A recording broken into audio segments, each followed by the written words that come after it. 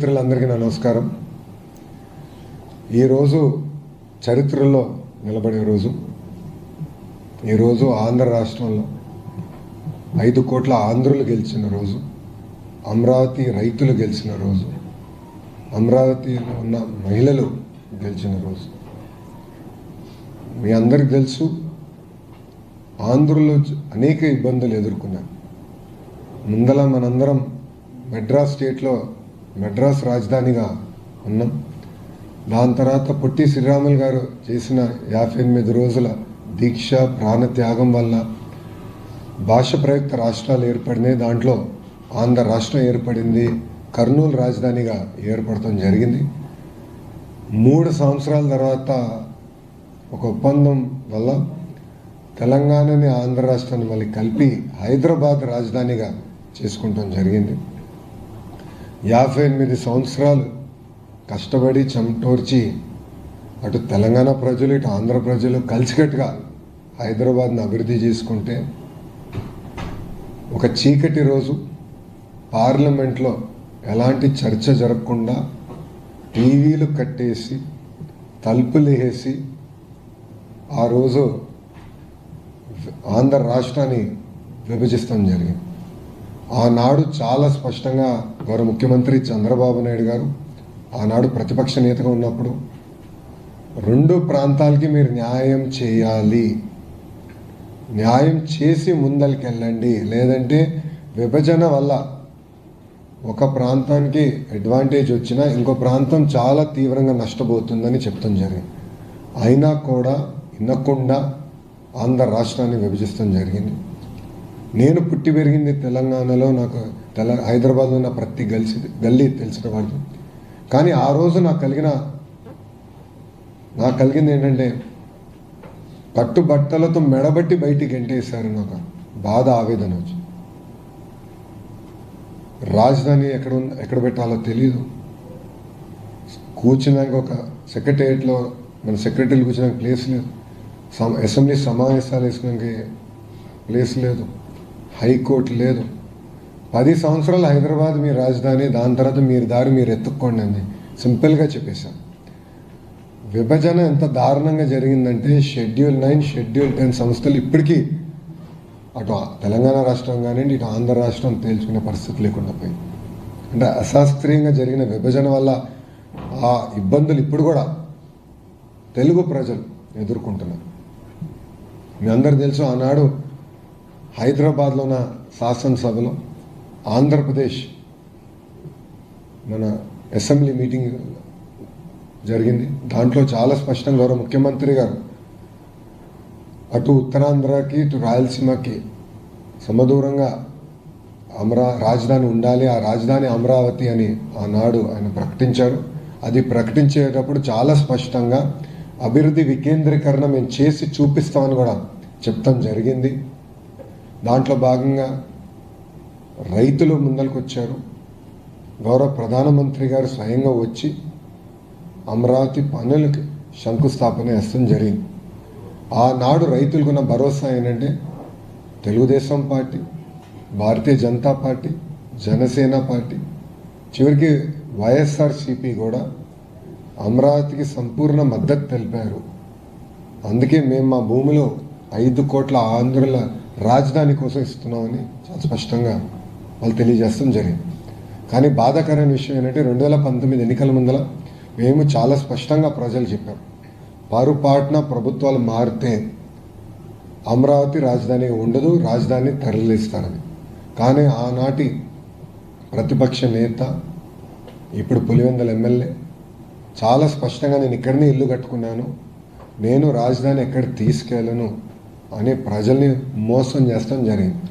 ఆయన అధికారంలోకి వచ్చిన తర్వాత రాజధాని పైన అనేక ఆరోపణలు చేసి 3 ముక్కల ఆటకి ఆయన మొదలుపెట్టారు. ఆ రోజు శాసనసభలో మా శాసనసభ్యులు పోరాడారు. కౌన్సిల్లో మాకు మెజారిటీ ఉంది. ఆ రోజు మేము కౌన్సిల్ సాక్షిగా మేమందరం పోరాడాం. నేను ఆ రోజు ఎమ్మెల్సీని. బిల్ని అప్పుడున్న లెజిస్లేటివ్ అఫేర్స్ మినిస్టర్ చైర్మన్ గారు సంతకం లేకుండా సింపుల్గా బిల్ పాస్ అయిందని చెప్పి తీసుకెళ్లి గవర్నర్ గారు ఎస్ఎన్టీకి పంపించారు.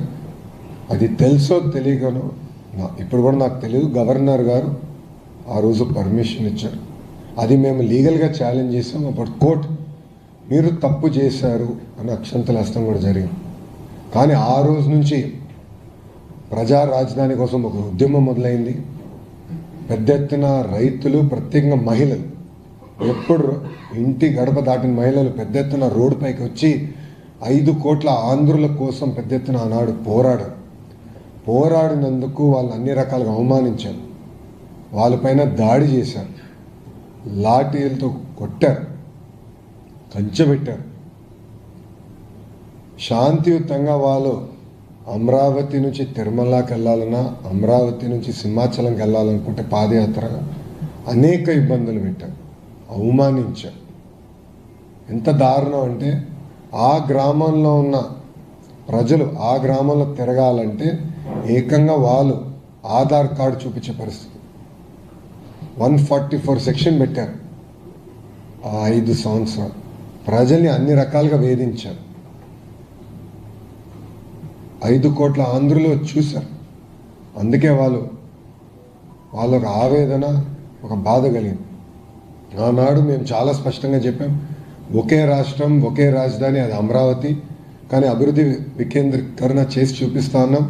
అదే నినాదంతో మేము అందరం ఎన్డీఏ మన ఎన్నికల్లో మేము కలిసికట్టుగా పోటీ చేశాం.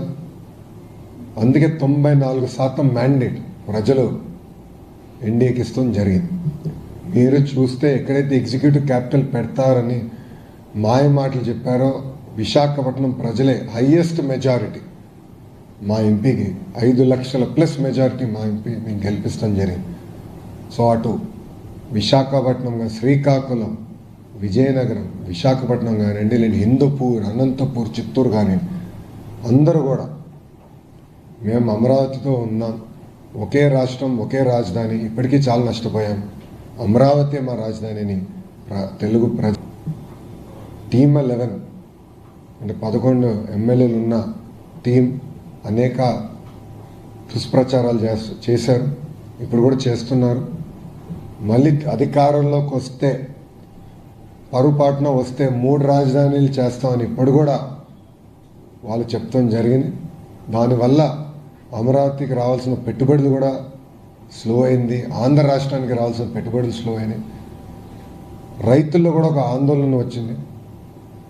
మళ్ళీ మా భవిష్యత్తు ఏంటి, ఇప్పటికీ నష్టపోయాం, మా భవిష్యత్తు ఏంటి, మళ్ళీ ఇంకొక ఉద్యమం చేయాలా, ఇది కరెక్ట్ కాదు, నీకు చట్టబద్ధత ఉండాలి, Amaravati should be the sole and permanent capital of Andhra Pradesh అని వాళ్ళు కూడా కోరటం జరిగింది. దాంట్లో భాగంగా ఒక స్పెషల్ సెషన్ పెట్టుకున్నాం. ఒక రోజంతా దీని మేము చర్చించాం. ఏకగ్రీవంగా శాసనసభలో తీర్మానం చేసి పార్లమెంట్కి పంపిస్తాం జరిగింది. దాంట్లో భాగంగా గౌరవ హోంమంత్రి అమిత్ షా గారు పర్సనల్గా తీసుకుని, ప్రధానమంత్రి గారు కూడా ఇప్పటికీ చాలా నష్టపోయారు ఆంధ్ర ప్రజలు. ఇట్లా ప్రభుత్వాలు శాశ్వతం కాకపోవచ్చేమో కానీ వ్యవస్థ శాశ్వతం, రాజధాని శాశ్వతంగా ఉండాలని ఆయన కూడా పర్సనల్గా తీసుకుని పార్లమెంట్లో నిన్న పాస్ అయింది బిల్లు. దాని తర్వాత ఆ సవరణ, దాని తర్వాత రాజ్యసభకు వచ్చి ఈరోజు ఆంధ్ర ప్రజలందరూ గర్వపడాలి. ఎందుకంటే మొత్తం భారతదేశం, ఒకే ఒక పార్టీ తప్ప మొత్తం భారతదేశం ఆంధ్ర రాష్ట్రానికి అండగా నిలబడింది. ఒక కదలిక తీసుకొచ్చాం.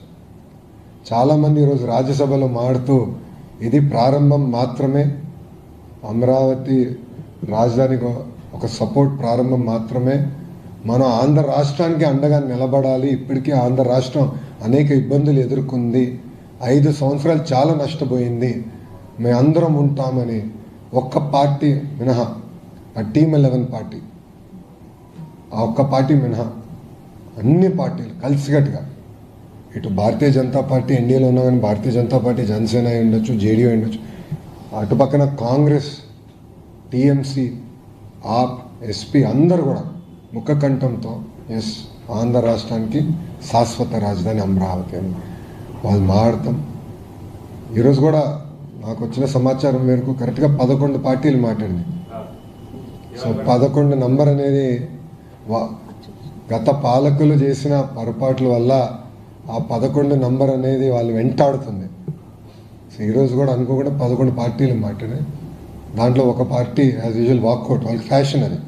కౌన్సిల్లో వాకౌట్, పార్లమెంట్లో కూడా వాకౌట్ చేశారు. వాళ్ళకి ప్యాషన్ అంటారో ఫ్యాషన్ అంటారో, అది సిసిడి ఉన్న వ్యక్తి, క్రెడిట్ చోరీ డిసార్డర్ ఉన్న వ్యక్తిని మీరు అడగాలి. ఈరోజు కూడా వాకౌట్ చేసి వెళ్ళిపోయారు. But India stood by Andhra Pradesh, మొత్తం భారతదేశం ఆంధ్రులకి అండగా ఈరోజు నిలబడింది. మనందరం గర్వపడాలి. వాళ్ళు ఏదైతే ఒక బాధ్యత పెట్టారో మన పైన, తప్పనిసరిగా అమరావతి పనులు ఫేజ్ 1 పూర్తి చేస్తాం.